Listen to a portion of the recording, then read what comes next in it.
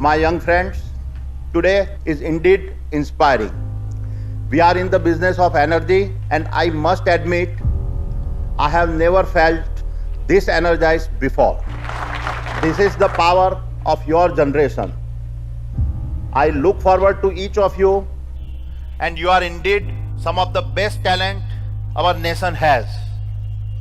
My intent is to accomplish two things. First, talk about my personal journey. I decided to come this time, hoping that if my story could set an example for even a handful of you, I would live satisfied that I had some impact. Second, paint the picture of the incredible opportunity ahead of you. Now let me talk about my personal journey that is tightly interwoven with the India growth story. I also hope embedded with this story you found some nugget that inspire you to do your part, to become an entrepreneur and work to build a greater India. I was 16 years of age when I left studies. I was a good student, but because of my family circumstances, I had to drop out of school.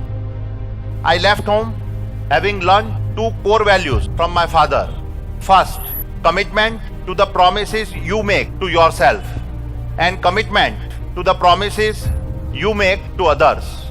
Both of these have to be in absolutely harmony.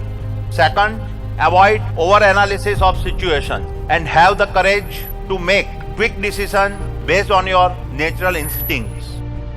I have followed both this value in every action I have taken. Having left studies, I moved to Mumbai in 1978. Landing in Mumbai with nothing in my pockets was exciting as well as daunting. I wanted to be an entrepreneur, the raw optimism of a 16-year-old boy. My first step in my entrepreneurial journey was learning to assort and do the valuation of diamonds. In less than 3 years, I had started my own diamond trading brokerage.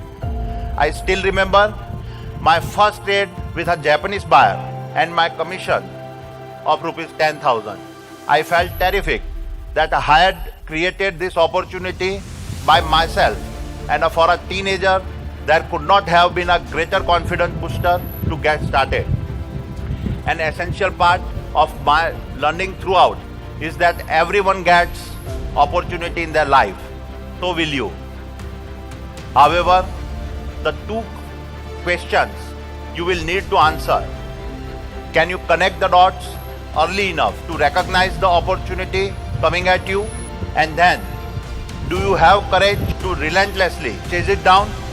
Let me elaborate how essential these two principles have been to me. It was 1984, the new phase of India, open to economic liberalization. A slew of reforms were announced. This was an opportunity I acted on instantly to start my import business, which in turn laid the foundation for the global trading business I was to build. In 1989, here again, I saw an opportunity to move quickly and establish a global trading house dealing in polymers, metals, textiles and agro products. We grew so rapidly that within 2 years, we had become the largest trading house in the country, overtaking long-established market leaders. Thereafter, in 1994, we executed on our first IPO. While the IPO was successful, it opened my eyes to another opportunity. All that we had was raw enthusiasm. All that we had was a belief in ourselves. Rest is the history. My young friends, less than a decade, we were largely known as a trading house and a one-pot company. Today, we are the country's largest ports and logistics business, largest private thermal power business, largest private transmission business, largest renewable energy business, largest coal trading business, largest mining business, and largest agro business, all in less than 10 years. Behind each one of these are inspirational story of guts and sacrifices people have made to make all this happen.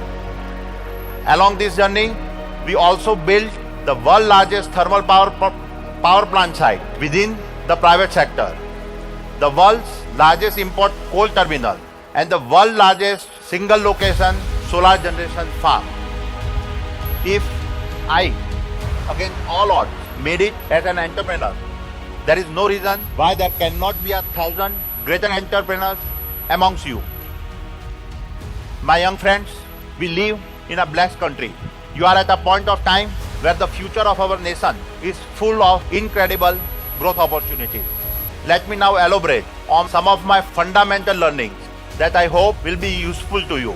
First, have a personal purpose that drives you. It is said in the Gita, it is better to live your own destiny imperfectly than to live an imitation of somebody else's life with perfections. Purpose is identified as something that you see as your destiny 10, 20 or 30 years from now. In my case, the purpose that drives me is that of our nation building. Every infrastructure opportunity I have created is associated within this purpose. We have tried to build world-class facilities India can be proud of. It is my power of purpose that keeps alive my will to win. We also created significant shareholder value.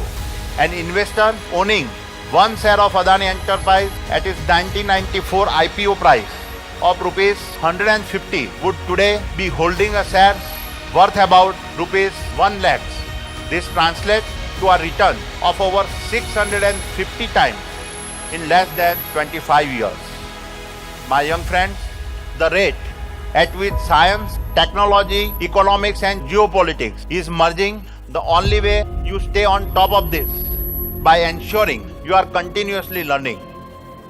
Even today, I try to spend a couple of hours reading every day, listening to people from sectors that I know little about, making a couple of trips to Silicon Valley to see how game-changing technologies are impacting every facet of our life. All this allow me to paint for myself the larger picture about where the next set of opportunity will be created. Therefore, develop a passion for learning. This is the only way you never cease to grow. Keep in mind that for every one of you here, there is a million out there who are less fortunate. Therefore, whatever you do, do it keeping your greater purpose in mind. Do it for your parents who have invested their life in you. Do it for your teachers who have selflessly worked for your success. And do it for that child who does not have the privilege of studying in a college like you. My young friends, I wish you the best.